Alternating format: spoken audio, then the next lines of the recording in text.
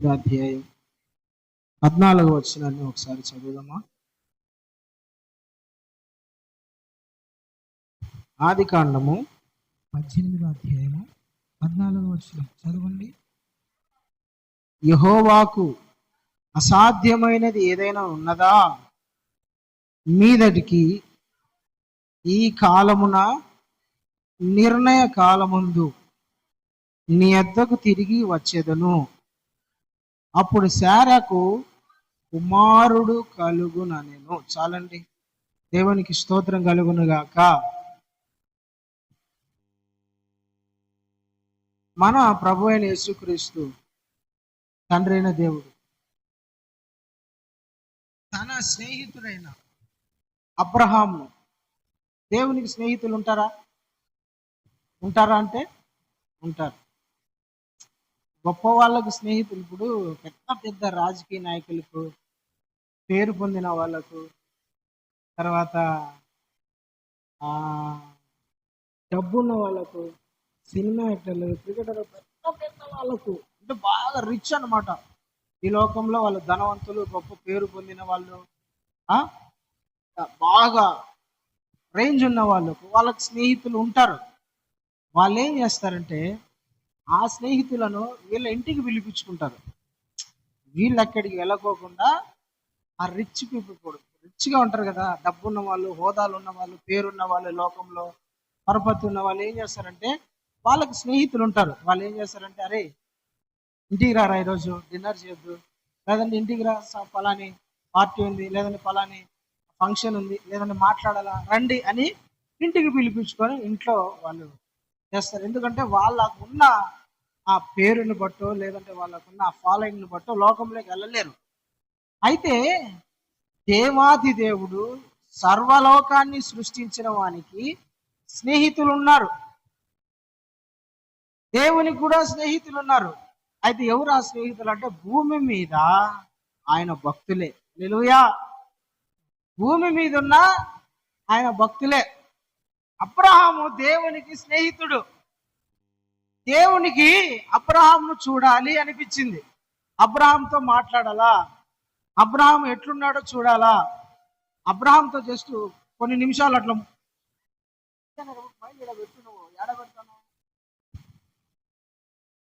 అబ్రహాంను నేను చూడాలి ఒకసారి. అబ్రహామును నేను ఒకసారి, అతను నా స్నేహితుడు కదా, నేను ఒకసారి అతని దగ్గరికి వెళ్ళి రావాలని ప్రభు ఏం చేసినంటే పరలోకాన్ని విడిచిపెట్టి భూమి మీదకి దిగి వచ్చినాడు. వచ్చి అబ్రహాము ఆ ఎండ పొద్దున ఒక చెట్టు కింద కూర్చొని ఏదో దిగులుగానో లేదంటే ఆలోచించుకుంటా ఉన్నాడు. అబ్రహాం ఇంటికి ప్రభు వస్తా ఉన్నాడు. అప్పుడు అబ్రహాం చూసినాడు, అరే ఈయన ఎవరో నా స్నేహితుడే, నా ప్రభు ఉన్నట్లున్నాడని పరిగెత్తుతా ఆయన ఎదుర్కొని, ప్రభా నా ఇంటికి రా, నా ఇంట్లో ఈరోజు ఉండు, భోంచేయి, నేను ఇచ్చే ఆతిథ్యము స్వీకరించు అని చెప్పినాడు. అబ్రహాము కోసమే వచ్చినాడు ప్రభు కదా. అబ్రహాము తన స్నేహితుడు కదా, అబ్రహాముతో మాట్లాడాలా, అబ్రహాముతో కొంచెంసేపు టైం స్పెండ్ చేయాలా, అబ్రహాముతో నేను ఉండాలా, అబ్రహాముతో నేను కొంచెం సేపు గడపాలా, నా స్నేహితులతో నేను మాట్లాడాల్సిన విషయాలు చాలా ఉన్నాయి అనుకున్నాడు దేవుడు. దేవుడు భూమి మీద ఉన్న తన భక్తులందరితో స్నేహం చేయాలనుకుంటున్నాడు, వాళ్ళతో మాట్లాడాలనుకుంటున్నాడు. వాళ్ళకు దేవుని హృదయంలో ఉన్న దేవుని సంకల్పాలు లేదా దేవుని ఉద్దేశాలు, ఆయనకున్న దేవుని చిత్తం ఏమిటో వాళ్ళకు చెప్పాలని అనుకుంటున్నాడు దేవుడు. అయితే దేవునికి స్నేహితులు కావాలా. హల్లెలూయా. పరమగీతంలో కూడా ఒక మాట ఉంది.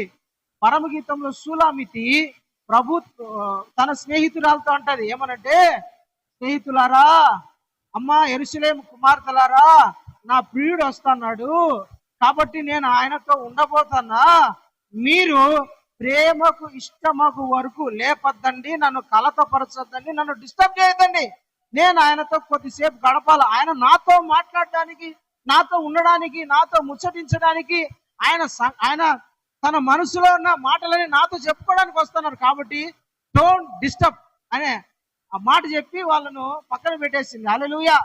అంటే దేవుడు మనతో గడపాలనుకుంటున్నాడు, మనతో మాట్లాడాలనుకుంటున్నాడు, మనతో ముచ్చటించాలనుకుంటున్నాడు, మనతో స్నేహం చేయాలనుకుంటున్నాడు. అబ్రహాం దగ్గరికి దేవుడు దిగొచ్చినాడు. దిగొచ్చిన తర్వాత అబ్రహాం అన్నాడు, అయ్యా భోంచేసి కుదరయ్యా, నా ఇంట్లో ఈరోజు ఉండు, స్పెండ్ చేయి. ఇంటికి పిలుచుకొచ్చుకున్నాడు అబ్రహాము దేవుణ్ణి. ప్రభుని ఆడ కూర్చోబెట్టి, ప్రభా ఇక్కడ కూర్చో, చెట్టు కింద కూర్చో అని కూర్చోబెట్టినాడు. వెంటనే తన పని వాళ్ళ దగ్గర ఉన్నాడు, అరే బాబు ఒక మంచి లేత దూడ ఒకటి సిద్ధపరచురా, ఎందుకంటే నా స్నేహితుడు వచ్చినాడు, నా ప్రభు వచ్చినాడు రా, నన్ను చూడడానికి వచ్చినాడు, నా ఇంట్లో ఉండడానికి వచ్చినాడు, నాతో భోజనం చేయడానికి వచ్చినాడు, నా ఆతిథ్యం స్వీకరించడానికి వచ్చినాడు, అర్జెంటుగా ఒక లేత దూడను సిద్ధపరచని తన దాసులు చెప్పి దాన్ని నీట్గా మటన్ చేపించినాడు. శారమ్మను పిలిచాడు, శారమ్మ నా స్నేహితుడు, నేను చెప్తా ఉంటాను చూసినావా, ఎప్పుడు నాతో ఒక ఆయన మాట్లాడుతుంటాడు ప్రభు అని, నన్ను పిలిచినట్టు చూసినావా, ఆయనే మన ఇంటికి వచ్చినాడే, మంచి సన్నటి పిండితో, ఎట్లంట నున్నటి పిండితో నా ప్రభువుకు నా స్నేహితునికి రొట్టెలు చేసి పెట్టు, నీ చేత్తోనే చేసి పెట్టు, పనులకు ఎవరికి చెప్పొద్దు, దాసరాలకు ఎవరికి చెప్పొద్దని శారాతోనే ఉన్నటి పిండితో రొట్టెలు చేపించి కూర్చోబెట్టి భోజనం చేస్తా ఉన్నాడు. ఫోన్ చేసినారు, మాట్లాడినారు. సరే అబ్రహమా నేను వెళ్ళొస్తా అన్నాడు. అనిన తర్వాత నీ భార్య ఏది అంటే, నా భార్య లోపల ఉంది ప్రభా శారమ్మ. సరే శారమ్మని బయటికి వచ్చింది. ఏమ్మా శారమ్మ, భోజనం బాగా చేసావు, అద్భుతమైన వంట, చాలా బాగుంది, మంచి రొట్టెలు నున్నగా ఉన్నాయి, ఎక్కడ కూడా గరుకుతనం లేకుండా సాఫ్ట్గా ఉన్నాయి అని దేవుడు ఆమెను కొంచెం ప్రశంసించి ఆమెను కొంచెం పొగిడి తర్వాత ఏమన్నాడంటే, నేను నెక్స్ట్ ఇదే సంవత్సరానికి ఇటుకు వస్తా, వచ్చినప్పుడు నీకు ఒక కుమారుడు పుడతాడు అని చెప్పినాడు. హల్లెలూయా, నీకు ఒక కుమారుడు పుడతాడు అనేసరికి శారా నవ్వింది. ఎందుకు నవ్విందంటే, శారాకు అప్పుడు 89 సంవత్సరాల వయసు. 89 ఏంది ప్రభా, నువ్వు జోకు చేయకూడదు, ఎగతాలు చేయకూడదు, ఏదో కామెడీ చేయాలని మాట్లాడాలా కరెక్టే, కానీ ఇట్లాంటి జోకులు ఎందుకు, నాకు బాధ వేస్తుంది, నేను ముసల్దాన్ని అయిపోయినా, నాకు శక్తి ఉందా, బలం ఉందా, నేను కనగలనా అని ఆమె నవ్వుకుంటుంది. నవ్వుకొని సైడ్కి వచ్చేసింది. అప్పుడు ప్రభు ఏమన్నాడు, దేవునికి అసాధ్యమైనది, నాకు ఏదైనా అసాధ్యమైనది ఉందా, నేనేమైనా చెయ్యలేనిది ఉందా, ఇయ్యలేనిది ఉందా, నాకు అసాధ్యమైనది ఏది లేదు కదా అని ఏమని చెప్పినంటే ప్రభు, నిర్ణయ కాలమున, ఏ కాలము, నిర్ణయ కాలమున, దేవుడు నిర్ణయించిన కాలం, నేను ఒక కాలాన్ని, ఒక టైంని పెట్టిన, ఒక సమయాన్ని పెట్టిన, నిర్ణయ కాలమున నీ చేతిలో ఒక మగ బిడ్డ ఉంటాడు. హల్లెలూయా, ఒక టైం పెట్టిన నిర్ణయ కాలం ఉంది. ఆ కాలం ఏ కాలము, నెక్స్ట్ సంవత్సరం ఈ టయానికంతా నువ్వు ఒక కుమారునికి జన్మనియబోతున్నావు, నేను నిన్ను ఆశీర్వదిస్తానా అని ప్రభు చెప్పినాడండి. దేవునికి స్తోత్రం, హల్లెలూయా. అబ్రహాముతో దేవుడు మాట్లాడి 25 సంవత్సరాల దగ్గర అయింది. దేవుడు మాట్లాడిన 25 సంవత్సరాల వరకు అబ్రహాముకు శారమ్మకు ఇంకా పిల్లలు లేరు. దేవునికి తెలియదు ఆ విషయము, శారమ్మకు అబ్రహాముకు పిల్లలు లేరన్న విషయము దేవునికి తెలియదా, ప్రభుకు తెలియదా, తన స్నేహితునికి తెలియదా, తన స్నేహితులు ఏం కావాలని కోరుకుంటున్నాడు, ఏ అవసరతలో ఉన్నాడు, ఏమి కావాలని ఆశపడుతున్నాడు, ఏ కొరత ఉందో మన స్నేహితునికి తెలుసా తెలియదా, విచారించడా. మనకు ప్రాణ స్నేహితుడు ఒక ఆయన ఉన్నాడు అనుకోండి, ఒక ఆమె ఉందనుకోండి, ఆమె విచారిస్తుంది, లేదంటే ఆ వ్యక్తి విచారిస్తాడు, అడుగుతాడు, ఎంక్వైరీ చేస్తాడు, ఏం ఫలానా నీ కుటుంబంలో ఏం సమస్య ఉంది, మనతో డైరెక్ట్ గా చెప్పుకోలేకపోయినా, అడగలేకపోయినా పక్కన వాళ్ళతో, అరే నా స్నేహితునికి ఏం అవసరం ఉందో ఒకసారి ఎంక్వైరీ చేస్తాడు. అప్పుడు ఏ అక్కర్లు ఉన్నాడో, ఏ ఇబ్బందులు ఉన్నాడో, ఏ కొరత కావాలన్నాడో ఒకసారి నా స్నేహితుని దగ్గరికి పోయి ఎంక్వైరీ చేసి రాపు అంటాడు కదా. దేవునికి తెలియదా, తెలుసు. అయితే ఒక నిర్ణయ కాలం ఉంది. చెప్పండి, ఏ కాలము? నిర్ణయ కాలం అంటే నిర్ణయించినాడు, పలాని సంవత్సరము, పలాని తేదీ, పలాని టైంలో శారమ్మకు నేను గర్భఫలము ఇవ్వబోతున్నాను. హల్లెలూయా. శారమ్మకు నేను, అబ్రహాముకు శారమ్మకు నేను, నా బిడ్డైన నా స్నేహితుడైన అబ్రహాముకు తన భార్య అయిన శారాకు, వాళ్ళిద్దరికి 90వ సంవత్సరంలో నేను సంతానం ఇయ్యాలని దేవుడు నిర్ణయించుకున్నాడు. నిర్ణయ కాలం అనేది ఒకటి ఉంటుంది. చెప్పండి, నిర్ణయ కాలం అనేది ఒకటి ఉంటుంది. కాలము, దేవుని టైం అనేది ఒకటి ఉంటుంది. ప్రభు సమయం అనేది ఒకటి ఉంటుంది. అంతవరకు మనం వెయిట్ చేయాలా, అంతవరకు మనం ఎదురు చూడాలా, అంతవరకు మనం ప్రార్థన చేయాలి, కనిపెట్టాలా, తొందరపడకూడదు. ఖచ్చితంగా మన ప్రభు మనకు ఏది అవసరమో, ఏది అక్కరో, ఏది కావాలనో ఆయనకు అన్ని తెలుసు. అయితే ఒక టైం అనేది దేవుడు పెట్టుకొని ఉంటాడు. ఆ సమయం వచ్చేంత వరకు నువ్వు ఓపికగా ఉండాలా, నువ్వు ఎదురు చూస్తూ ఉండాలా, కృంగిపోకూడదు. పిలిచిన వాడు నమ్మదగిన దేవుడు. మన స్నేహితుడు, మనల్ని ప్రేమించే దేవుడు, నమ్మదగిన వాడు. ఆయన ఖచ్చితంగా పిలిచిన దేవుడు. మన జీవితం కార్యం చేయకోకుండా మానడు. హల్లెలూయా, దేవునికి స్తోత్రం కలుగును గాక. హల్లెలూయా. నిర్ణయ కాలము, నిర్ణయ కాలము. నిర్ణయ కాలం ఎట్లుంటో తెలిసిన దేవుడు మన జీవితంలో ఎట్లాంటి కాలంలో అద్భుతం చేస్తారంటే అందరూ అనుకోవచ్చు, లోకము, బంధువులు, స్నేహితులు, నువ్వు కూడా అనుకోవచ్చు, ఇది జరగదే, అంత అయిపోయింది, టైం అయిపోయింది, ముగిసిపోయింది, నా జీవితం అయిపోయింది, ఇంకా వెనక్కి రాదేమో, జరగదు ఇంకా అనుకునే టైంలో దేవుడు అద్భుతం చేస్తాడు. హల్లెలూయా. మనం అనుకుంటాము ఇంకా అయిపోయింది, సమయం అయిపోయింది, వయసు అయిపోయింది, డబ్బు అయిపోయింది, ఆరోగ్యం పోయింది, అన్నీ పోయినాయి, ఇంకా ఇప్పుడేమో జరుగుతుంది నా జీవితంలో కార్యము, ఇప్పుడేమవుతుంది, నా వలన ఏమవుతుంది అని మనం అనుకుంటాం. కానీ దేవుడు ఆ టైంలోనే అద్భుతం చేస్తాడు. హల్లెలూయా. జీరో అయిపోయినప్పుడే దేవుడు మళ్ళా లేపుతాడు. జీరో అయిపోయినప్పుడే మరలా దేవుడు నింపుతాడండి. జెరుబ్బాబెలుతో అంటాడు జకర్యా గ్రంథంలో, శక్తి చేతనైనను బలము చేతనైనను కాక నా ఆత్మ ద్వారా జరుగుతుంది. హల్లెలూయా. ప్రభా, జకర్యా వాళ్ళు అనుకుంటున్నారు యెహోషువ తర్వాత వాళ్ళు మందిరం కట్టలేరు, మా బలం కాదు, మా శక్తి కాదు, ఇంత మందిరం మేమేట కట్టగలము, ఇంతమంది శత్రువులను ఎదిరించి మేమేడ మందిరం కట్టగలము అనుకుంటున్నాడు. కానీ జకర్యాతో దేవుడు మాట్లాడి పంపించినాడు. జకర్యా, మాట్లాడబో నా భక్తులతో, నా బిడ్డలతో, జెరుబ్బాబెలుతో, యెహోషువతో ఈ మాట చెప్పు. ఏమని చెప్పాలి ప్రభా? నీ శక్తి చేత, నీ బలము చేత జరగదు కానీ నా ఆత్మ ద్వారా జరిగిస్తా. హల్లెలూయా. మనము జరగదు, అయిపోయింది అనే టైంలో దేవుడు ఒక నిర్ణయ కాలం పెట్టుకొని ఉంటాడండి. ఒక సమయము దేవుడు సిద్ధపరిచి పెట్టుకున్నాడు మన జీవితంలో. ఆయన డైరీలో, ఆయన పుస్తకంలో రాసి పెట్టుకొని ఉన్నాడు, నా బిడ్డకు ఫలాని తేదీ, ఫలాని సమయమున, ఫలాని రోజు, ఫలాని వ్యక్తి ఎదుట నేను గణపరచాలా, లేదంటే నేను గర్భఫలం ఇవ్వాలా, లేదంటే ఉద్యోగం ఇవ్వాలా, లేదంటే ఆ వ్యక్తికి రక్షణ ఇవ్వాలా, లేదంటే ఆ వ్యక్తిని నేను నా సేవకు పిలుచుకోవాలా, లేదంటే ఆ వ్యక్తిని నేను ఆశీర్వదించాలా, ఫలాని తేదీ అని దేవుడు ఏం చేశాడు, ఒక టైంని రాసి పెట్టుకొని ఉన్నాడు. ఆయన డైరీలో రాసి పెట్టుకొని ఉన్నాడు. నా దినములలో ఒక్కటైనను జరగక ముందే, నియమించబడక మునిపే నా దినములన్నీ నీ గ్రంథములో లిఖించుకొని ఉన్నామంటాడు దావీదు. 137వ కీర్తన ఒకసారి తీయండి.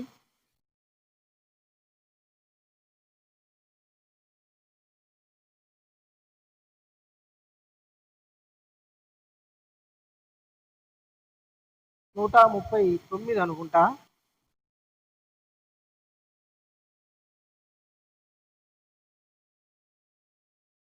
ఆ 16వ చరణం చూడండి. 139వ కీర్తన 16 చదువునా.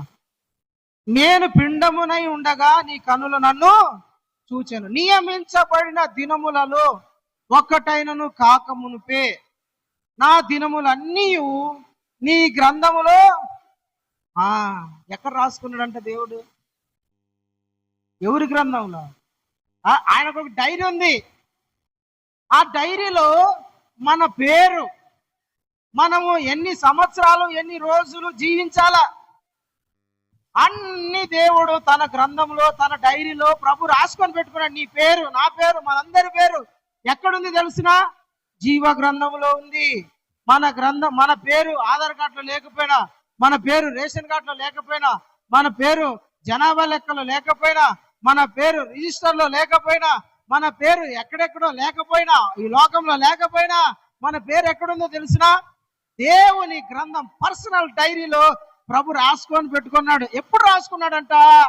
నియమించబడిన దినము ఒక్కటైనా, అంటే మనం ఇంకా భూమి మీదికి రాక మునిపే దేవుడు మన పేరుతో సహా రాసుకొని దాని కింద మన చరిత్ర అంతా, మనకు ఏ టైంలో ఏమి ఇవ్వాలా, ఏ టైంలో ఎక్కడ కనపరచాలా, ఏ టైంలో నిన్ను ఎక్కడ నిలబెట్టాలా, ఎన్ని సంవత్సరాలు నిన్ను భూమి మీద ఉంచాలా, ప్రతిదీ ప్రభు మన జాతకం అంతా, అంటే మన జాతకం కాదు కానీ మన చరిత్ర అంతా ప్రభు ఇక్కడ రాసుకున్నాడు. ప్రైజ్ ది లార్డ్, హల్లెలూయా. అయితే ప్రియమైన దేవుని బిడ్డలారా, ఆ టైం వచ్చేంత వరకు, ఆ టైం రానంత వరకు ప్రభు మనకి ఇవ్వడు. దేవుడు సమయానికన్నా ముందు ఏమి ఇవ్వడు. సమయం రావాలా, టైం రావాలా, కాలం రావాలా, దేవుడు నిర్ణయించిన ఆ టైం వచ్చేంత వరకు ఎవరికి ఇవ్వడు. ఆ టైం రావాలా. దేవుడు రాసుకున్న తేదీ, రాసుకున్న సమయం, రాసుకున్న సంవత్సరం, ఆ టైం వచ్చిందా ఆటోమేటిక్గా నీకు రావాల్సినవన్నీ కూడా వచ్చేస్తాయి. హల్లెలూయా, దేవునికి స్తోత్రం కలుగును గాక. ఆమేన్. అది మనం ఏం చేయాలి తెలిసిన?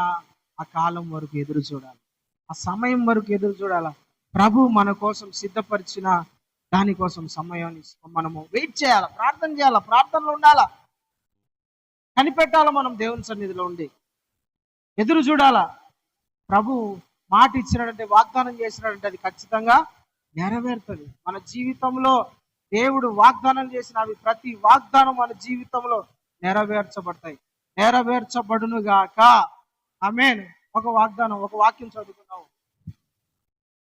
కొరింథీయులకు రాసిన 2వ పత్రిక 6వ అధ్యాయము 2-3 వచనాలు ఒకసారి చదవండి. కొరింథీయులకు రాసిన 2వ పత్రిక 6వ అధ్యాయము 2-3 వచనాలు. అనుకూల సమయమందు, ఎప్పుడు ఆలకిస్తారంట ప్రభు? అనుకూల సమయమందు నీ మొరను ఆలకించి తిని, రక్షణ దినమందు నిన్ను ఆదుకుంటునని ఆయన చెప్పుచున్నాడు కదా. హల్లెలూయా. అనుకూల సమయములో మన దేవుడు మన ప్రార్థన, మన మొర వింటాడు. అంటే మనం ప్రార్థన చేసేది, మనం మొరపెట్టేది దేవుడు వినడా? ఖచ్చితంగా వింటాడు. దానికి ఒక అనుకూల సమయం ఒకటి పెట్టుకున్నాడు. ఇప్పుడు ఒక జడ్జి గారు ఉన్నారండి, ఆయన దగ్గరికి ఎప్పుడంటే అప్పుడు పోయి మనము మన కేసు ఇస్తామా? కలెక్టర్ గారి దగ్గర ఉన్నారు, కలెక్టర్ గారి దగ్గర పోయి ఎప్పుడంటే అప్పుడు మనము అర్జీ రాసిస్తావా? రాయం కదా. ఆయన ఒక టైం పెట్టుకుంటాడు. అదొక ఆయన అనుకూల సమయం అనేది ఉంటుంది. ఆ టైం వరకు ఆయన ఏం చేస్తాడు? ఆ టయానికి రండి అంటాడు కదా. గ్రీవెన్సల్ అనేది జరుగుతుంది సోమవారం. అప్పుడు ఉన్న సమస్యలన్నీ ఒక పేపర్లో రాసుకొని పోతే కలెక్టర్ గారి దగ్గర పెడితే ఆ పేపర్లో ఉన్న సమస్యలన్నీ ఆ జాయింట్ కలెక్టర్, దానికి సంబంధించిన డిపార్ట్మెంట్ వాళ్ళు చదివి దానికి అప్పటికప్పుడే పరిష్కారం చెప్తారు. అది ప్రజలందరి సమస్యలను పరిష్కరించే అనుకూల సమయం. హల్లెలూయా. ఆ అనుకూల సమయములో నేను నీ మొర వింటిని, రక్షణ దినమందు నేను నిన్ను ఆదుకుంటిని. ప్రియమైన దేవుని బిడ్డలారా, ప్రతి ఒక్కరికి దేవుడు అనుకూల సమయం. ఎప్పుడు అనుకూల సమయం? ఎప్పుడు మనకు అనుకూల సమయము? అనుకూలం అంటే మనకు బాగా కుదిరే టైం అన్నమాట. అనుకూల సమయమున నీ మొర నేను వింటిని, రక్షణ దినమందు మనల్ని ఆదుకుంటాడంట. అంటే మన మొర వినడానికి ఒక సమయం ఉంది, ఒక టైం ఉంది. అన్నీ దేవుడు, మన మొర అంతా దేవుడు తన గ్రంథంలో రాసుకుంటాడు, తన పుస్తకంలో చేర్చుకుంటాడు. అయితే రక్షణ దినమున మనల్ని దేవుడు కాపాడుతాడు. హల్లెలూయా, దేవునికి స్తోత్రం కలుగును గాక. ఇప్పుడు యేసు ప్రభుని సిలువ వేసినప్పుడు కుడివైపు ఒక దొంగ, ఎడవైపు ఒక దొంగ ఉన్నాడు. వాళ్ళిద్దరిని ప్రభు సిలువ వేసిన రోజే వాళ్ళిద్దరిని సిలువ వేసినాడు. కుడి పక్కన దొంగ, ఎడం పక్కన దొంగ ఏమంటున్నాడు? ఆ ఎడం పక్క ఉన్న దొంగ ఏమంటాడు యేసయ్యని?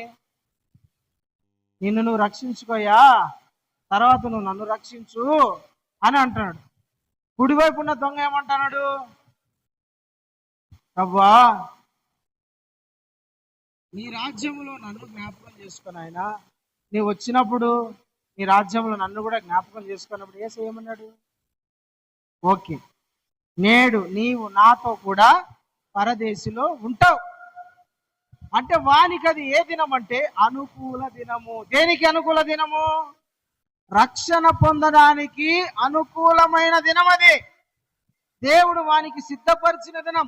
వాడు రక్షణ పొందాలని ప్రభు వానికి ఆ రోజు నిర్ణయము, టైం అనేది పెట్టినాడు. వాడు ఏం చేశాడు? ఆ సమయాన్ని వాడు సద్వినియోగం చేసుకున్నాడు. ప్రైజ్ ది లార్డ్, హల్లెలూయా. ప్రియమైన దేవుని బిడ్డలారా, దేవుడు ప్రతి ఒక్కరికి కూడా రక్షణ దినం అనేది ఒకటి పెట్టింటాడు, రక్షణ సమయం అనేది ఒకటి పెట్టింటాడు. అర్థమైందా? రక్షణ సమయం అని. అంతకు ముందు ఎన్ని వాక్యాలు వినండి, ఎంత అతనికి స్వార్థ చెప్పండి వినడు. ఒకరోజు ఉంటది, నిర్ణయించిన తేదీ ఒకరోజు ఉంటది. ఆ రోజు ఖచ్చితంగా ఆ వ్యక్తి వింటాడు వింటాడు వింటాడు మారతాడు. హల్లెలూయా. మనం ఏం చేయాలంటే, ప్రభా ఇతని జీవితంలో రక్షణకు ఏర్పాటు చేసిన సమయాన్ని, తేదీని ప్రభా అంతవరకు ఇతడు పడిపోకుండా, దూరం కాకోకుండా ఎట్లయినా నీ రక్షణలోకి వచ్చడానికి రావడానికి కృప చూపు నాయనా. నీ సమయం వరకు ఇతడు నిలబడి ఉండడానికి సహాయం చేయ ప్రభా. ఆ రక్షణ దినము పోగొట్టుకోకుండా ఉండడానికి కృప చూపు నాయనా అని ప్రార్థన చేస్తూ ఉండాలి. దేవునికి స్తోత్రం. అందరినీ ప్రభు రక్షిస్తాడు, అందరినీ ప్రభు రక్షిస్తాడు. ఒక్కొక్కరికి ఒక్కొక్క టైం అనేది ఉంటుంది, ఒక్కొక్కరికి ఒక్కొక్క సమయం అనేది పెట్టినాడు దేవుడు. ఆ సమయంలో ప్రభు వారిని రక్షిస్తాడు. హల్లెలూయా, హల్లెలూయా. అంతవరకు మనము బాధపడాల్సిన అవసరంలే, దుఃఖపడాల్సిన అవసరంలే, మనము వాళ్ళని తిట్టాల్సిన అవసరంలే, వాళ్ళను మాట్లాడాల్సిన అవసరంలే. మనం ఏం చేయాలంటే ప్రేయర్ చేయాలా. ఎవరైనా రక్షణ పొందలేదంటే వాళ్ళ గురించి మనం దేవుని సన్నిధిలో, ప్రభా ఇతనికి కూడా ఒక రక్షణ దినాన్ని సిద్ధపరిచినవు నాయన, అంతవరకు ప్రభా నేను నీ సన్నిధిలో ప్రార్థన చేస్తూ ఉంటా, అతను పడిపోకోకుండా, అతడు నీ రక్షణకు దూరం కాకోకుండా నీ కృపతో రక్షించు ప్రభా అని మనము ప్రార్థన చేయాలంతే. Praise the Lord, hallelujah. John Knox అనే ఒక వ్యక్తి తన స్నేహితుని కోసమంట 40 సంవత్సరాలు ప్రార్థన చేసినాడు. ఎన్ని సంవత్సరాలు? 40 సంవత్సరాలు. ప్రభా ఈ వ్యక్తి రక్షణ పొందాల. ప్రతిరోజు, ఒకరోజు కాదు, మానక అతని రక్షణ గురించి, అతని మారు మనసు గురించి, అతడు పాప క్షమాపణ పొందడానికి కోసము 40 సంవత్సరాలు మానక అతని రక్షణ కోసం, తన స్నేహితుని కోసము ప్రార్థన చేశాడు. మనము కూడా ప్రార్థన చేయాలి. ఎవరైనా రక్షణ పొందకోకుంటే వాళ్ళ రక్షణ కొరకు ప్రార్థన చేయాలి. రక్షణ అంటే ఏంటి? వాళ్ళు పాపము నుంచి, శాపము నుండి, లోకము నుండి విడిపించి యేసుక్రీస్తును సొంత రక్షకుని ఒప్పుకొని మారు మనసు పొందడమే రక్షణ. ప్రైజ్ ది లార్డ్, హల్లెలూయా. దేవునికి స్తోత్రం కలుగును గాక. అయితే కొంతమంది ఆ సమయాన్ని పోగొట్టుకుంటారు. పౌలు ఒక వ్యక్తి దగ్గరికి, జైల్లో ఉన్నప్పుడు ఒక వ్యక్తి దగ్గరికి పోయినాడు. ఆ వ్యక్తికి సువార్త చెప్తా ఉన్నాడు. బాగా విన్నాడు. వినిన తర్వాత రక్షణ పొందమంటే ఇంకా చాలు, ఇప్పుడు మళ్ళీ ఎప్పుడైనా చూద్దాంలే అన్నాడు. ఒకసారి ఆ మాట చూద్దామా? అపోస్తుల కార్యాల గ్రంథము 24వ అధ్యాయము.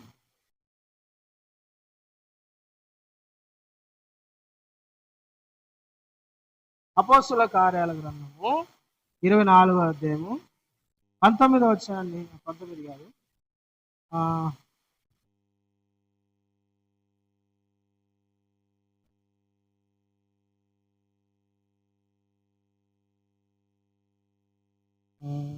ఒక్క నిమిషం అండి. అపోస్తుల కార్యాల గ్రంథం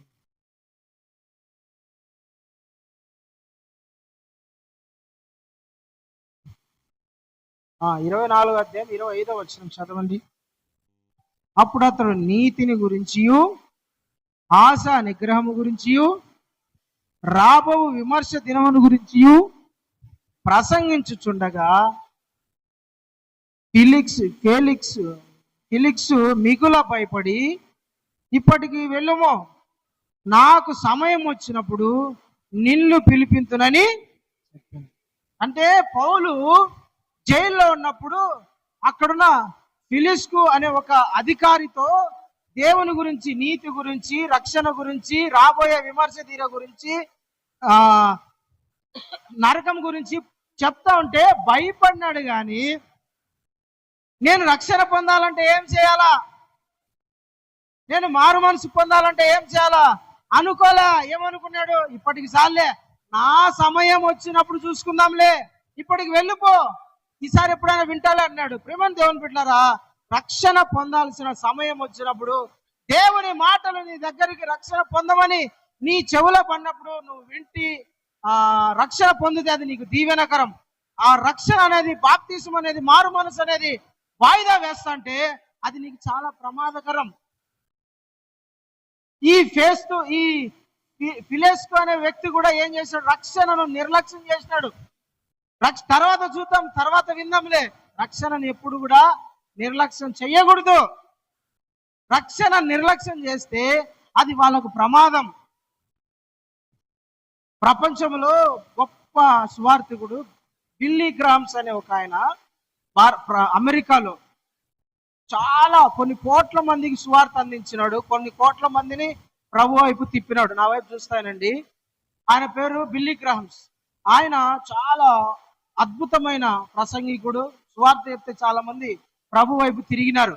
అయితే ఒకరోజు ప్రార్థన చేసుకుంటా ఉంటే దేవుడు ఈయనతో మాట్లాడుతూ ఉన్నాడు. ఏమనంటే, ఒక హీరోయిన్, చాలా అందగత్తె ఆమె, ప్రపంచంలోనే అప్పుడు చాలా అందగత్తెలలో ఆమె ఒకటి. ఆమె పేరు ఏం పేరు అంటే మెర్లిన్ మోన్రాయ్.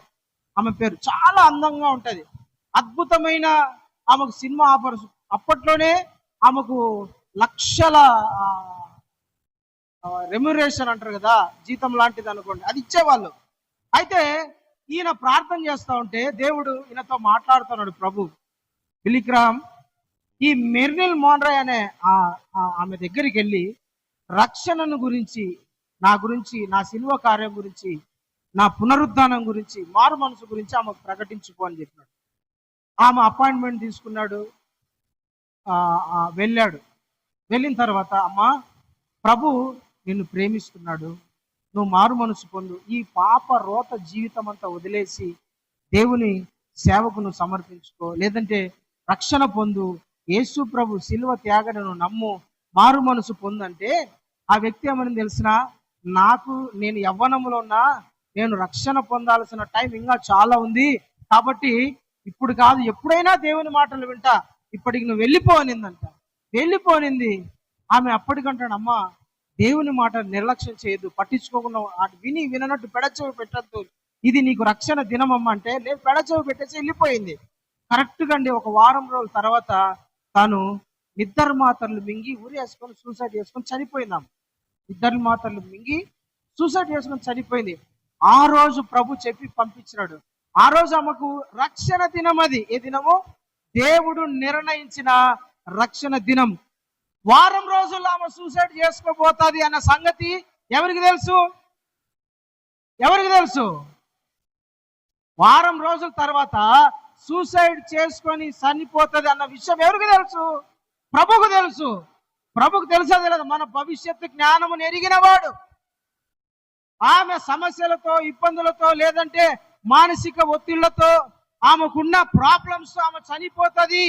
కాబట్టి నేను నిర్ణయించిన ఈ రక్షణ దినము లోపు ఆమె నా దగ్గరికి రావాలని తన దాసుడైన బిల్లీ గ్రామ్ను పంపిస్తే ఆమె ఏం చేసింది? ఇప్పుడు నాకు సమయం కాదు, నెక్స్ట్ ఎప్పుడైనా.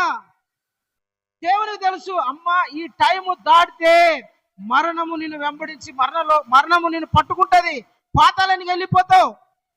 అప్పుడు ప్రభు ఏం చేశాడు? సువార్త ప్రకటించడానికి, ఎట్లయినా ఆ బిడ్డను రక్షించడానికి నిర్ణయ కాలంలో రక్షణ దినాన్ని ఒకటి సిద్ధపరచడు. కానీ ఆమె నిర్లక్ష్యం చేసింది. చాలా మంది అంతే, ప్రభు రక్షణను నిర్లక్ష్యం చేసే వాళ్ళు ఎక్కువ. సువార్త చెప్తే, లేదంటే ఏదైనా ఒక మాట చెప్తే దాన్ని పెడచెవి పెట్టే వాళ్ళు ఎక్కువ. దాన్ని లేదంటే నాకెందుకు, నా మేలు కోసమే కదా చెప్పింది, నా మేలు కోసమే కదా ఆయన చెప్పింది అని వినేవాళ్ళు, అనుకునే వాళ్ళు చాలా తక్కువ. ఏమనుకుంటారంటే, చాలా మంది నాకు వ్యతిరేకంగా మాట్లాడినారు అనుకుండే అపార్థం చేసుకునే వాళ్ళు ఎక్కువ అండి. దేవుని రక్షణ నీ దగ్గరికి వచ్చినప్పుడు నువ్వు సిద్ధపడాలి. హల్లెలూయా, దేవునికి స్తోత్రం కలుగును గాక. ఆమేన్. ఇంకో కోణం ఏంటో తెలుసా? మనము ఈడు రక్షణ పొందాలా, ఈడు మారాలా అని ఎంత అనుకుంటాం, వాడు మారడు. ఎప్పుడు మారుతాడు తెలుసా? వానికి ఒక రక్షణ దినం, అనుకూల సమయం, దేవుడు ఒక టైం పెట్టినాడండి. అంతవరకు వాడు మారడు, మరి రాడు. దేవుడు ఏం చేస్తాడు? ఫస్ట్ మామూలుగానే మాట్లాడిస్తూ ఉంటాడు. నిర్ణయ టైం వచ్చేసరికి వానికి ఎట్టయినా సరే మెడలు వంచి తీసుకొని వస్తాడు. ఒకటి, ఇబ్బందులన్నా ఎదురైతాయి. 2, ఆర్థికంగా దెబ్బతింటాడు. 3, అనారోగ్యం అన్న వస్తుంది. ఒక వ్యక్తి రక్షణ కలగడానికి ముందు, రక్షణ కాలం అతను రక్షించబడటానికి ముందు 3 ఎదురైతాయి. గుర్తుపెట్టుకో, సమస్యలు, అది ఏ రకంగా అయినా ఉండొచ్చు. 2ది, ఆర్థిక ఇబ్బంది. 3, అనారోగ్య సమస్య. ఈ మూడు ఒక వ్యక్తికి తగలకపోతే దేవుని దగ్గరికి రాడు. అర్థమైనా? ఈ మూడిట్లో ఏదో ఒకటి తగలకపోతే ఆ వ్యక్తి దేవుని దగ్గర రాడు, రక్షణ పొందడు. నాకు అన్ని బాగానే ఉన్నాయి కదా, నేను ఎందుకు రక్షణ పొందాలా అనుకుంటాడు. ప్రియమైన దేవుని బిడ్డలారా, నిర్ణయ కాలం వచ్చినప్పుడు దేవుడు అని తీసుకొని వస్తాడు. అంతవరకు మనం ప్రార్థన చేయాలా, వాళ్ళ కోసం మనం కనిపెట్టాలంటే. హల్లెలూయా, హల్లెలూయా, దేవునికి స్తోత్రం కలుగును గాక. రక్షణ పొందడానికి ఒక నిర్ణయ కాలం ఉంది. నీ కుటుంబంలో ఎవరైనా రక్షణ పొందకుంటే నువ్వు ప్రార్థన చేయాలి, ప్రభువా వాళ్ళు రక్షణ పొందడానికి కృప చూపని ప్రార్థన చేయాలి. 2వ మాట, యోహాను సువార్త 2వ అధ్యాయము 4వ వచనం చదువు. యోహాను సువార్త 2వ అధ్యాయము 4వ వచనం. యేసు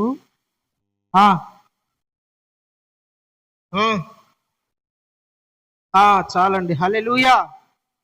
మరియతో ఈ మాట చెప్తాన్నాడు ప్రభు, అమ్మా నాతో నీకేంది పని, నా సమయం ఇంకా రాలా, ఆ సమయం వచ్చేందుకు వెయిట్ చేయి. ఏంటి ఆ సందర్భం అంటే, యేసు ప్రభు తర్వాత తన కుటుంబం, యేసు ప్రభు తన తల్లి, తన సహోదరులు, వాళ్ళ తమ్ముళ్ళు, తర్వాత వాళ్ళ శిష్యులు అందరూ పెళ్లికి పోయినారు. పెళ్లికి వాళ్ళకి ఇన్విటేషన్ వచ్చింది, అయ్యా పెళ్లికి రండి అని.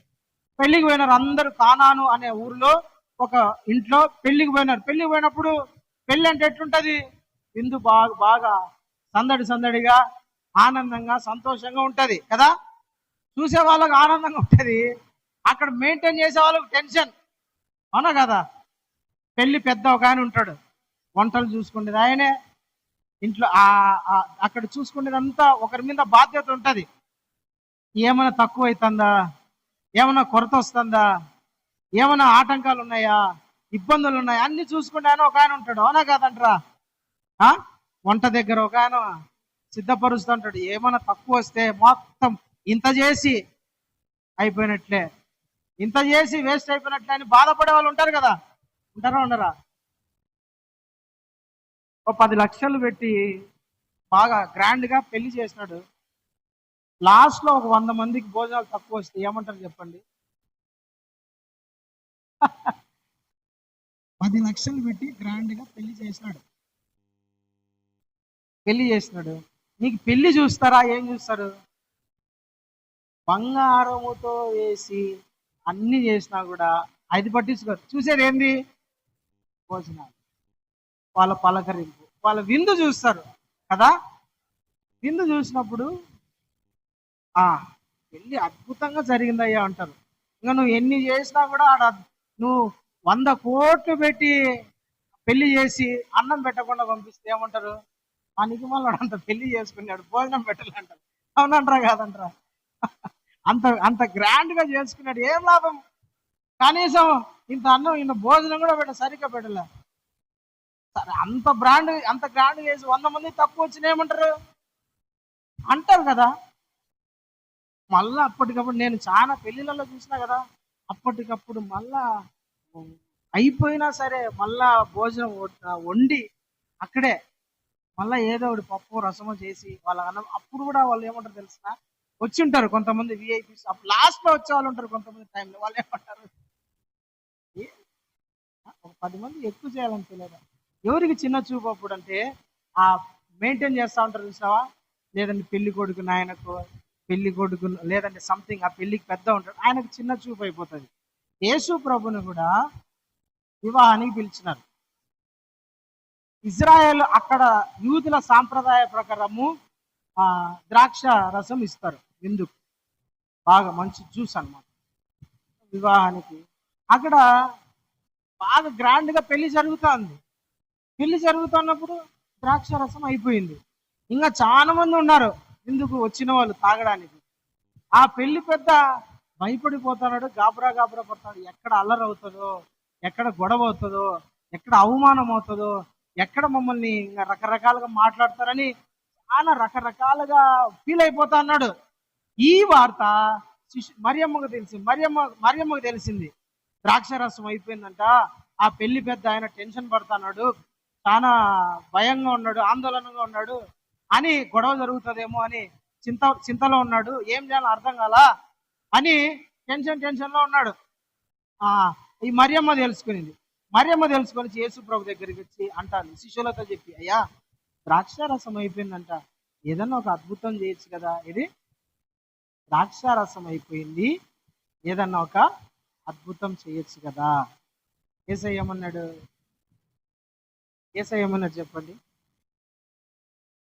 అమ్మా, నా సమయం ఇంకా రాలేదు, వెయిట్ చేయి, నాతో నీకేం పని, నన్నెందుకు తొందర పెడతాను, నన్నెందుకు ఇబ్బంది పెడతాను, నా సమయం ఇంకా నేను అద్భుతం చేసే సమయం ఇంకా రాలేదు, నా సమయం వచ్చినప్పుడే నేను అద్భుతం చేస్తా. రికమెండేషన్ లెటర్లు ఎన్ని నా దగ్గరకు వచ్చినా ఐ కెనాట్ యాక్సెప్ట్. నా సమయం రావాలా, నా టైం రావాలా, అంతవరకు వెయిట్ చేయి. మరియమ్మ వచ్చింది, ఆమె యేసు ప్రభు తల్లి. ప్రభా ఏందయ్యా అవమానం జరుగుతుందంటే ప్రభు ఏమంటాడు, ఆ సమయం. రికమెండేషన్ చల్లటంలే. రికమెండేషన్ చాలా మంది ఏమంటారంటే, అన్నా నా కోసం ప్రార్థన చేయన్నా, లేదా సిస్టర్ నా కోసం ప్రార్థన చేయండి, బ్రదర్ నా కోసం ప్రార్థన చేయండి, నా ఈ సమస్య పోవడానికి ప్రార్థన చేయండి, ఇబ్బంది పోవడానికి ప్రార్థన చేయండి, లేదంటే నా కుటుంబం గురించి ప్రార్థన చేయండి మనం అడుగుతాం రిక్వెస్ట్ గా. ఎందుకంటే అవతల వ్యక్తి అన్న ప్రభు దగ్గర ఒక ఏమంటారంటే దాన్ని మధ్యవర్తిగా ఉంటాడేమో, అడుగుతాడేమో, రికమెండేషన్ చేస్తాడేమో, ఆ రికమెండేషన్ చెల్లుతుందేమో అని మనం అనుకుంటాం. కానీ ప్రభు ఏమంటాడు, ఎందుకయ్యా తొందరపడతాను, నువ్వెందుకమ్మా తొందరపడతాను, ఆమెకు నేను ఇవ్వాల్సిన టైంలో, ఆ వ్యక్తికి నేను చేయాల్సిన టైంలో నేను చేస్తా, నువ్వు సైలెంట్గా ఉండి అంటాడు ప్రభు. హల్లెలూయా. రికమెండేషన్లు కొన్నిసార్లు చూడండి, కావాలంటే ఒక విషయం గురించి మనం చాలా సార్లు ప్రార్థన చేసి ఉంటాం, మనకు తెలిసిన వాళ్ళతో కూడా ప్రార్థన చేయించుంటాం. కొందరైతే టీవీలో సేవకులు కింద ఫోన్ నెంబర్ ప్రేయర్ రిక్వెస్ట్, ప్రార్థన అవసరతల కొరకు ఈ నంబర్కు ప్రార్థన చేయండి అని వాళ్ళకు కూడా ప్రార్థన. కానీ మనకున్న సమస్య, ఇబ్బంది, లేదంటే ఆర్థికంగా ఏదైనా సరే పోవడంలా. ఎందుకు? ఎంతమంది గొప్ప గొప్ప సేవకుల దగ్గరికి పోయినా సరే ఆ ప్రార్థన లేదంటే మన సమస్య తీరడంలా, మన కష్టం పోవడంలా. ఎందుకని? వాళ్ళ రికమెండేషన్ కూడా చెల్లడంలా. మనం అర్థం చేసుకోవాల్సింది ఏంటంటే, దేవుడు మన జీవితంలో తానే జోక్యం చేసుకొని అద్భుతం చేసే సమయం ఒకటి ఉంది. హల్లెలూయా. దేవుడే తానే జోక్యం చేసుకుంటాడు. ఆయన ఒక టైం పెట్టుకొని ఉన్నాడు, సమయం పెట్టుకొని ఉన్నాడు. అప్పటి వరకు నువ్వు వెయిట్ చేయి, నేను చేస్తా అద్భుతం. ఎంతమంది రికమెండేషన్ ప్రార్థన చేస్తే చెల్లవు. దేవుడు ఇంకొక నిమిషం 2 నిమిషాలు లేట్ అయితే అవమానం జరుగుతుంది ఆ వ్యక్తికి. ఒక పెళ్లిలో, ఒక వివాహం గ్రామంలో, నాకు మా ఫ్రెండ్ మ్యారేజ్, మా ఫ్రెండ్ వాళ్ళ సిస్టర్ది మ్యారేజ్ అని నన్ను పిలిస్తే నేను వెళ్ళిన పల్లెటూరులో. పెళ్లి కొడుకు వాళ్ళ సైడ్ మ్యారేజ్ చేశారు గ్రాండ్గా. 10-12 పొట్టేళ్ళు కోసారు, మంచి నాన్ వెజ్, చికెన్, మటన్, చేపలు, అంత గ్రాండ్గా చేశారనమాట. గ్రాండ్గా చేసినారు. ఏం జరిగిందంటే అన్నీ చేస్తున్నారు కానీ పెళ్లి కూతురు నాయన మటుకు పట్టించుకోవడం భోజనాల దగ్గర. ఈయనను పట్టించుకోవడం నన్ను పిలవడంలో ఇలా బంధువులు రాన్నయ్య భోజనం అని అనడం లేదని అనడం లేదని మెల్లగా జనాలు బయట వాళ్ళు లోపల వాళ్ళు పిలిచిన దానికన్నా ఎక్కువ వచ్చి భోజనాలు అయిపోయినాయి మొత్తానికి. పెళ్లి కూతురు నాన్న అప్పుడు పట్టుకున్నాడు, నువ్వు ఇంత చేసినావు, మా బంధువులలో ఒక్కడన్నా వచ్చి అన్నం తిన్నాడా, ఫోన్ చేసినాడా? అందరు మీ వాళ్ళకే పెట్టుకున్నాము, మా వాళ్ళు భోజనం ఎక్కడ, వాళ్ళు చేయలేదు. నువ్వు ఇంత పెళ్లి చేసినావు, భోజనాలు ఏయి, వాళ్ళు ఏం తింటారు ఇప్పుడు, వాళ్ళకి ఏం చెప్పాలని సమాధానం? నాకు అవమానం కాదా అంటే ఏం చేస్తారు? ఏం చేయలేరు. అనిన తర్వాత ప్రేమ ఆ పెళ్లి కూతురు పెళ్ళి అయింది, హోటల్ దిగుతారు, దిగు పోదాంరా అన్నాడు అంతే. వాళ్ళ నాన్న వచ్చి పాటలని పెళ్ళి అయిపోయింది, అయిపోయిన దిగు అంటేనే వాళ్ళ కూతురు వచ్చేసింది, కుంటుగా వెళ్ళిపోయినాడు. భోజనాల దగ్గర, దేని దగ్గర? అట్టకానుకలు కాదు, ఆడ ఏం కేవలం భోజనాల దగ్గర ఎంత అవమానం ఉంటుంది కదా. మీరు ఎదుర్కొన్నారో లేదా ఆ విషయాలు, కానీ చాలా పెళ్లిళ్ళలో అందుకనే అవసరమైతే ఒక 10 మందికి 20 మందికైనా భోజనాలు ఎక్కువైనా చెప్పండి, కానీ తక్కువ మడుగు చేపియద్దు. ఎక్కువైనా చెప్పండి, మిగిలిన పర్వాలే కానీ తక్కువ చేయొద్దండి అని ఎవరైనా చాలా మంది అనుకుంటారు. ఈ సందర్భం అట్లా జరిగింది. చాలా అవమానం ఎదుర్కోవాల్సిన పరిస్థితి, నింద ఎదుర్కోవాల్సిన పరిస్థితి. ప్రభు ఏం చేశారు తెలిసిన? టైం ఉంది, నిర్ణయకాలం. ఈ టైము సమయం. నీ అవమానాలన్నీ, నిందలన్నీ నీ మీద పడకోకుండా, నిన్ను ఎగతాళి కానిపోకుండా, మనుషుల దృష్టిలో నిన్ను నీచపరచకోకుండా, నిన్ను దేవుడు తల ఎత్తుకునేడానికి ఒక టైం ఉందండి. హల్లెలూయా, దేవునికి స్తోత్రం. నిన్ను అవమాన పడనీకోకుండా దేవుడు ఒక నిర్ణయ కాలం ఉంది. భయపడద్దు, ఒక సమయం ఉంది. అందరు నన్ను అంటారేమో, మాట్లాడతారేమో, అవమానపరుస్తారేమో, అందరూ చిన్న చూపు అయిపోతానేమో, నిందిస్తారేమో, రకరకాలుగా మాట్లాడతారేమో. ఏంది నా బ్రతుకు, ఎట్లా నా జీవితం, ఎవరి దగ్గర నా తల ఎత్తుకోవాలా, ఎవరికి నా ముఖం చూపించాలా అని నువ్వు బాధపడుతూ ఉండవచ్చు. తగిన సమయంలో దేవుడు కార్యం చేస్తాడు. హల్లెలూయా, దేవునికి స్తోత్రం. మనం ఏం చేయాలా? ఓపికగా ఉండాలా. ఓపికగా ఉండి దేవుని అద్భుతం కోసం ఎదురు చూడాల. తొందరపడకూడదండి. దేవుని అద్భుతం కొరకు ఎదురు చూడాల. ప్రభుని నమ్మిన వాళ్ళు ప్రభు మీద ఆధారపడాలా. ఆయన అద్భుతం కోసం ఎదురు చూడాలా, వెయిట్ చేయాలా. తొందరపడకూడదు. తొందరపడితే ఏమవుతుందంటే మనం సొంత నిర్ణయాలు తీసుకొని మనమే నష్టం లేకెళ్ళే ఛాన్సెస్ ఉంటాయి. మన సొంత నిర్ణయాలు మనకు ప్రమాదం. మన సొంత నిర్ణయాలు మనల్ని నష్టం లేక నడిపిస్తాయి. మన సొంత నిర్ణయాలు మనల్ని బాధలేక నడిపిస్తాయి. మన సొంత నిర్ణయాలు మనల్ని నిందలేక నడిపిస్తాయి. మన సొంత నిర్ణయాలు మనల్ని తప్పు చేసేటట్టు, మనల్ని ఆ దావలేక నడిపిస్తాయి. అందుకనే సొంత నిర్ణయాలు ఎప్పుడు కూడా తొందరపడి తీసుకోకూడదు. అది వ్యాపారంలోనైనా సరే, ఆర్థికంగా అయినా సరే, ఇంకా కుటుంబ పరంగా, ఇంకా ఏ విషయంలోనైనా సరే, నీ జీవితంలో దేవుడు ఖచ్చితంగా అద్భుతాన్ని చేస్తాడు. తొందరపడకూడదు. నాకు తెలిసిన ఒక వ్యక్తి ఉన్నాడు, వ్యాపారం పెట్టుకున్నాడు.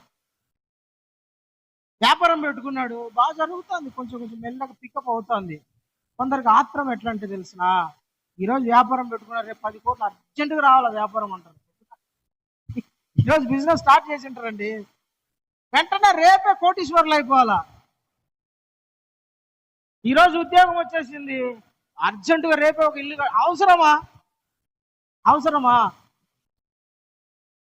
అరే, నీ జీతం ఎంత, నీ రాబడి ఎంత, నీ బలం ఎంత, నీ శక్తి ఎంత, అన్ని ఎదురు చూసుకుంటా, అన్ని ఏమంటారు, దానికి తగినట్టుగా మనం అన్ని ఏర్పాట్లు చేసుకుని కదా సిద్ధపడాలా. తొందరపడకూడదు. దేనికి కూడా నిదానంగా, నిబ్బరంగా దేవుని సన్నిధిలో కూర్చొని ప్రార్థన చేసుకుంటా, ప్రభా నా వ్యాపారం ఇట్లా జరుగుతుంది, నా ఉద్యోగ పరిస్థితి ఇది, లేదంటే నా కుటుంబంలో ఆర్థికంగా ఇది, నేను ఏం చేయాలో ఎటు పోలేని పరిస్థితుల మధ్య ఉందా, లేదంటే నేను ప్రతి నెల ఇంటి రెంట్ కట్టుకోలేకున్నా, నాకు ఒక మంచి ఇల్లు కావాలా, ఒక నేను బైక్ నేను లేదంటే నాకు ఒక డొక్కు బైక్ ఉంది, అది ఆ డుగు డుగు డుగు బైక్, అది దేనికి పనికి రాకుండా ఉంది. ఒక మంచి బైక్ ఏదైనా ఒక మంచి స్కూటర్ కొనుక్కోవాలనుకుంటున్నా.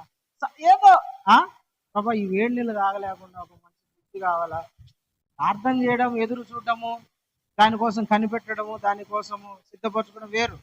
ఇప్పుడు అర్జెంటుగా బండి కావాలని ఎవడన్నా బుల్లెట్ బండి కొంటాడా? అప్పు చేసి ₹1,00,000 అప్పు పెట్టి నెల నెల 5,000 10,000 ఈఎంఐ కట్టి ఆ ఇల్లు గడచలేక, తినడానికి లేక, ఇటు దీనికే సరిపోతుంది.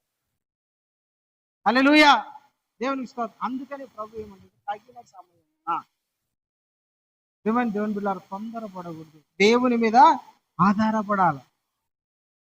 దేవుని మీద ఆధారపడి దేవుని సన్నిధిలో కనిపెట్టాలి, ప్రార్థన చేయాలి. పేతురు భక్తుడు ఏమన్నాడంటే, తగిన సమయమున మిమ్మల్ని హెచ్చించున్నట్లు ఆయన బలిష్టమైన చేతుల కింద దీన మనస్కులై ఉండాలంట. 1 పేతురు పత్రిక 5వ అధ్యాయము 6వ వచనంలో అనుకుంటే మాట చూడండి. పేతురు 1 పత్రిక 5వ అధ్యాయము 6వ వచనం తొందరగా చదవండి.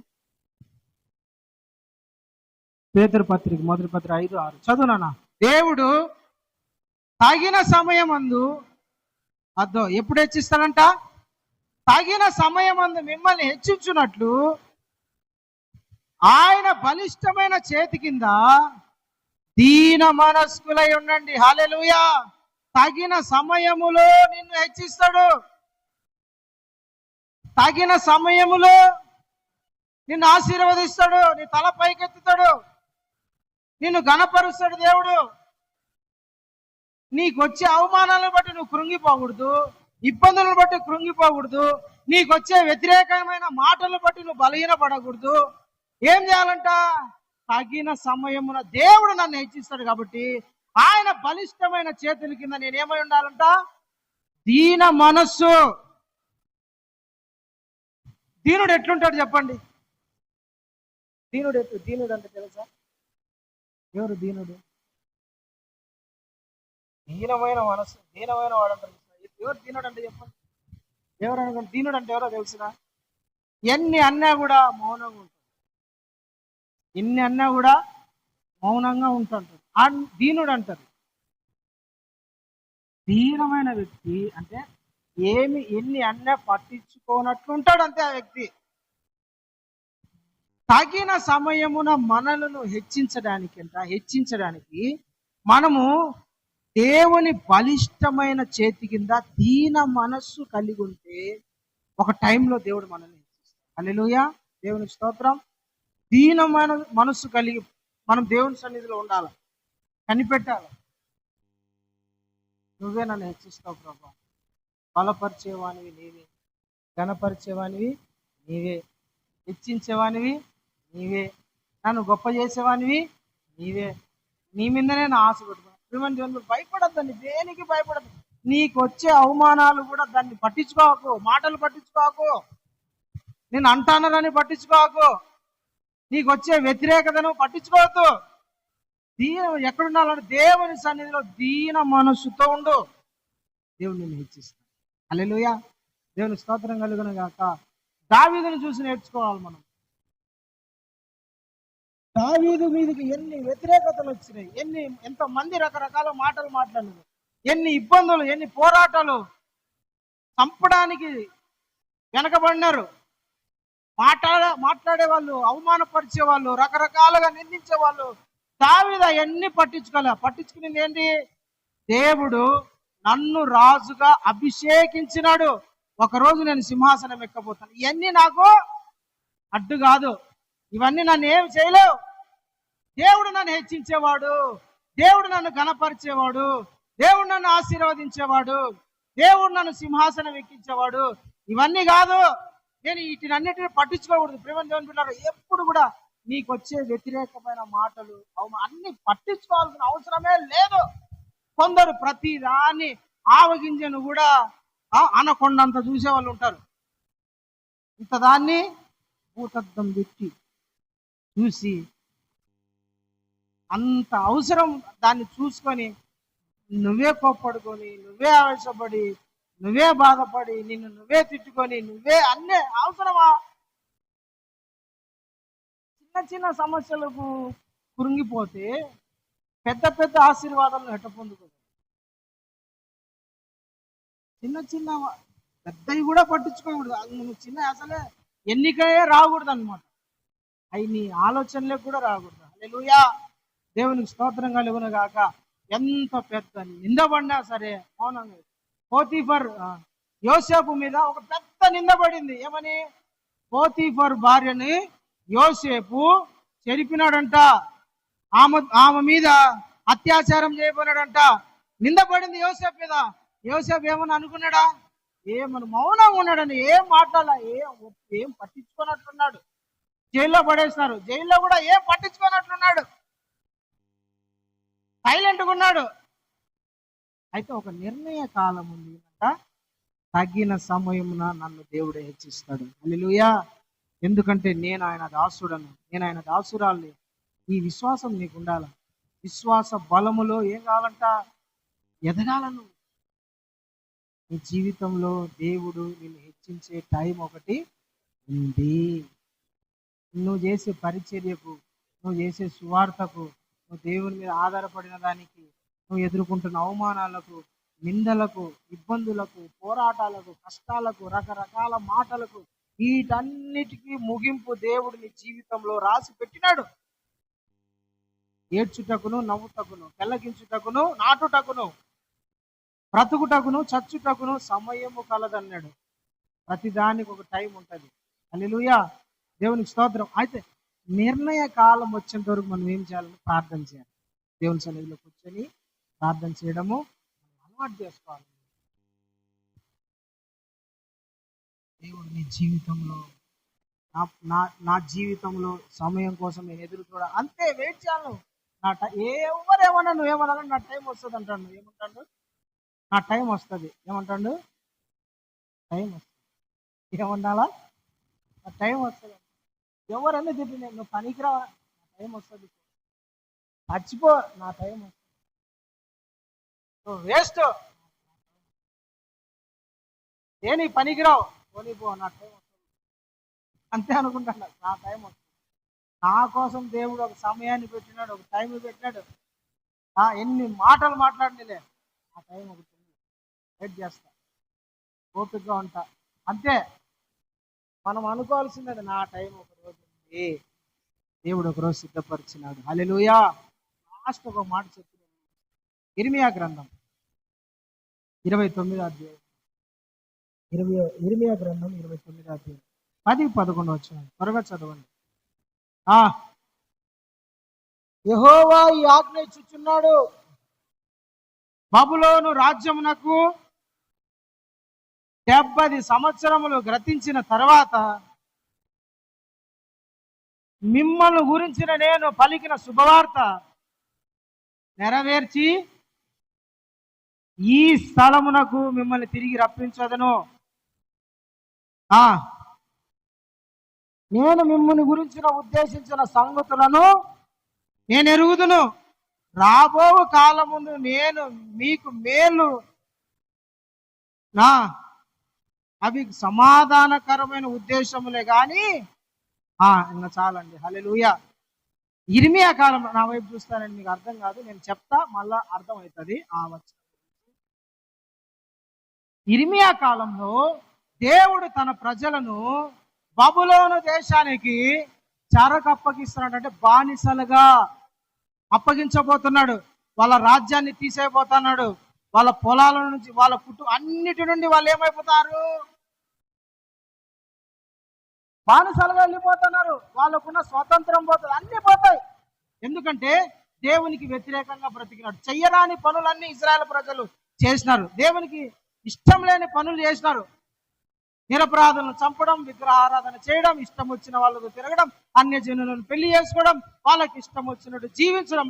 దేవుడు బాధపడ్డాడు. అరే, నేను వీళ్ళకి ఇచ్చిన మంచి దేశము, వీళ్ళని ఇట్ట బ్రతకండ్రా నాయనా, విగ్రహారాధన జోలికి, పాపం జోలికి, తాగుడు జోలికి, వ్యభిచారం జోలికి, అన్యాయమైన జోలికి, అక్రమం జోలికి పోకోకుండా నీతిగా బ్రతకండి, నేను వారికి ధర్మశాస్త్రం ఇస్తే వాళ్ళకి ఇష్టం వచ్చినట్టు బ్రతుకుతారా అని దేవుడు బాధపడి వాళ్ళను బబులోను అనే దేశంలో నెబుకద్నెజరు అనే రాజుకు చెరకు అప్పగించేస్తున్నాడు. అప్పగించబోయే ముందు దేవుడు ఇర్మియాతో ఏం చెప్తానంటే 70 సంవత్సరాలు నేను మిమ్మల్ని చెరలో పెడతా. వీళ్ళకు భయం వచ్చేసింది. వామ్మో, 70 సంవత్సరాలు నెబుకద్నెజరు చేతిలో మేము బానిసలుగా ఉన్నామంటే ఎట్లుంటా చెప్పండి. ఒక బంగారు షాపు ఓనర్, కోట్లకు అధిపతి, అతన్ని తీసుకొచ్చి ఓనర్ పదవి నుండి పీకి పడేసి రైల్వేలో అమాలి పని చేస్తారు చూస్తారా, గూడ్ షెడ్లో మూటలు ఎత్తే పని, అది చేపిస్తే ఎట్లుంటుంది చెప్పండి. బంగారు అంగడి ఓనరు, మొత్తం బంగారు షాప్ ఓనరు, కోట్లకు అధిపతి, అతనికి బరువు అంటే కష్టం అంటే ఏదో తెలియకుండా పెరిగిన వ్యక్తి, అతన్ని తీసుకుపోయి ఆ ఓనర్ పదవి నుంచి పీకేసి ఆ మూటలు మోపించే పనికి అతన్ని ఇస్తే ఎట్లుంటుంది చెప్పండి. రేపటి నుంచి నిన్ను మూటలు మోపించే పనికి ఇచ్చవరాని ఎట్లుంటుంది. భయం ఉంటుంది, బాధ ఉంటుంది కదా. ఇజ్రాయేల్ ప్రజల పరిస్థితి మిమ్మల్ని నేను చెరకప్పగిస్తాను. ఇది అన్నమాట కింద ఏమంటాడంటే, నేను మిమ్ముని గురించిన ఉద్దేశించిన సంగతులన్నీ కూడా నేను ఎరుగుతా. రాబోవు కాలమందు అవి సమాధానకరమైన ఉద్దేశాలే గాని హానికరమైనది కావు. హల్లెలూయా. చూడండి ప్రేమను దేవునిలారా, ఎందుకు దేవుడు వాళ్ళను బబులోను దేశానికి చెరగా తీసుకొని పోతాను, కష్టాలకు దేవుడు ఎందుకు అప్పగిస్తాడంటే, ఇబ్బందులకు మన జీవితంలో ఎందుకు వస్తాయంటే, శ్రమలు మన జీవితంలో ఎందుకు వస్తాయంటే, అవమానాలు, నిందలు, శోధనలు, అనారోగ్యము మన జీవితంలో ఎందుకు వస్తాయంటే, మనము దేవునికి వ్యతిరేకంగా మనము కానీ మన కుటుంబంలో కానీ ఎవరైనా కానీ వ్యతిరేకంగా బ్రతకడం వలన, వ్యతిరేకంగా జీవించడం వలన దేవుడు ఏం చేస్తాడంటే మనల్ని శ్రమలకు అప్పగిస్తాడు, ఇబ్బందులకు అప్పగిస్తాడు, కష్టాలకు అప్పగిస్తాడు, శోధనలకు అప్పగిస్తాడు. ఎందుకు? మనం నాశనం కావాలన్నా, అవి హానికరమైనట, అవి మనల్ని పాడు చేసేదా, అవి మనల్ని నష్టం లేకి నడిపించేదా, అవి మనల్ని లేకుండా చేసేదా, మనకు వచ్చే శ్రమలు, ఇబ్బందులు, లేకుండా ఆర్థిక పరిస్థితులు, శోధనలు, నిందలు, అవమానాలు ఇవన్నీ ఎందుకు వస్తున్నాయి మనకు? దేవుని బిడ్డలకు ఎందుకు వస్తున్నాయో తెలిసిన హానికరమైన దానికోసం కాదండి. దేనికోసం వస్తున్నాయి? సరి చేయుటకు. హల్లెలూయా. దేనికి వస్తున్నాయి? సరి చెయ్యటానికి.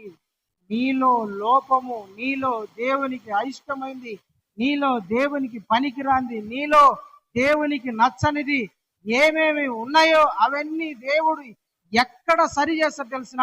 శ్రమలనే కొలిమిలో, ఇబ్బందులు అనే కొలిమిలో, శోధనలు అనే కొలిమిలో దేవుడు నిన్ను వాటికి అప్పగించి నిన్ను పరిపూర్ణంగా, పరిశుద్ధంగా నిన్ను మారుస్తాడు. హల్లెలూయా.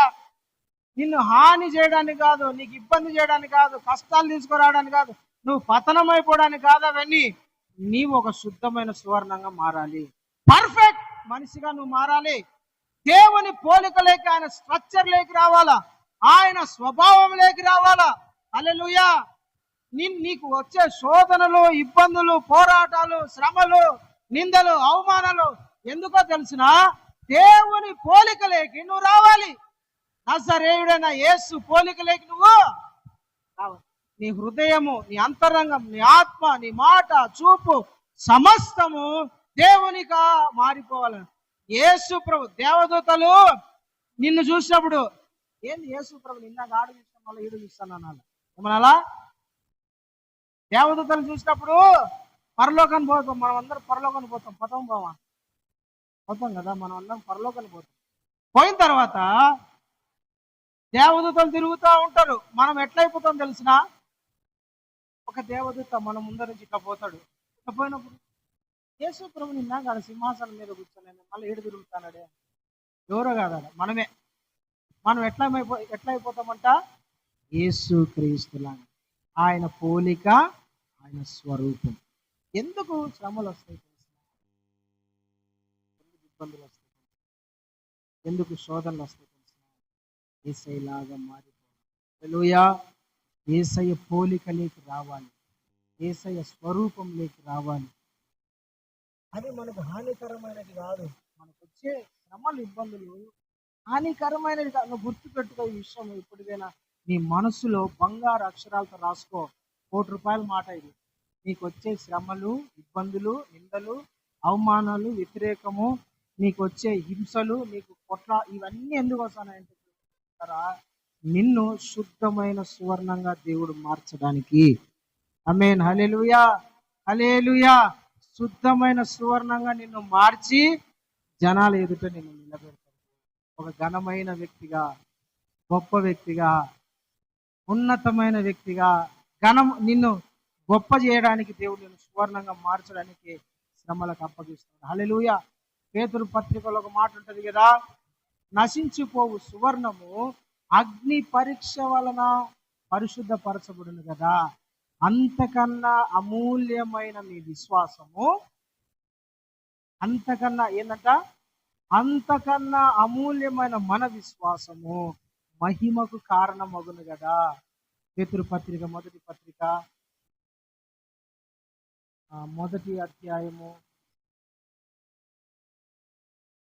పేతురు మొదటి పత్రిక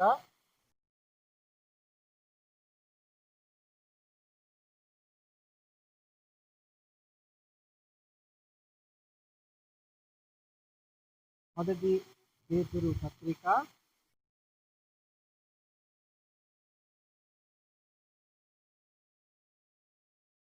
1వ అధ్యాయంలో ఉంటుంది అన్నమాట. నశించిపోవు ఎన్నో వచనం చదువు. నశించిపోవు సువర్ణము అగ్ని పరీక్ష వలన శుద్ధపరచబడుచున్నది కదా, దానికంటే అమూల్యమైన మీ విశ్వాసము ఏందంట, శోధనల చేత పరీక్షకు నిలిచినదై యేసుక్రీస్తు ప్రత్యక్షమైనప్పుడు నీకు మెప్పు, మహిమ, ఘనత కలుగుటకు కారణమగును. హల్లెలూయా. బంగారము శుద్ధి చేయబడాలంటే, ప్యూర్ కావాలంటే, బాగా నిగ బంగారం కంటే బాగా మెరవాలంటే దాన్ని ఏం చేస్తారు? వేసి తోమితే రాదది. సర్ఫ్ ఎక్సెల్, టైడ్, లేదంటే రిన్ సోప్ వేసి తోమితే రాదు. పెట్రోల్ వేసి తోమితే రాదు. దాన్ని ఏం చేస్తారు తెలిసిన? ఒక మూసలో, ఒక కప్పు లాంటి ఒక మూసలు వేసి దాన్ని బాగా వేడితో కరిగిస్తారు. పొలిమిలో పెట్టి కరిగిస్తారు. కరిగినప్పుడు ఏమవుతుంది? దాని మీద ఉన్న చెత్త అంతా, ఏదంటే మస్టు, మలినము, అదంతా పక్కకు వస్తుంది. దాన్ని పక్కకు తీసేసి మళ్ళా ప్యూర్ ఒరిజినల్ గోల్డ్ లాగా తీస్తారు అనమాట. హల్లెలూయా. అది ప్యూరిఫైయా కాదా అని పరీక్షించడానికి అగ్నే కావాలా?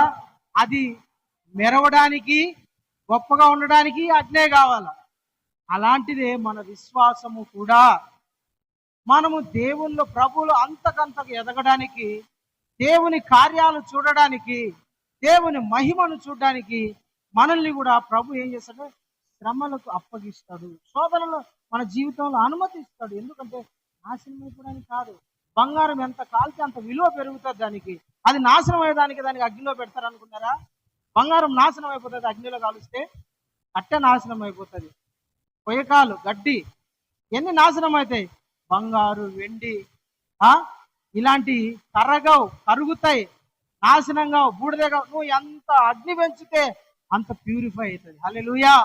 దేవునికి స్తోత్రం.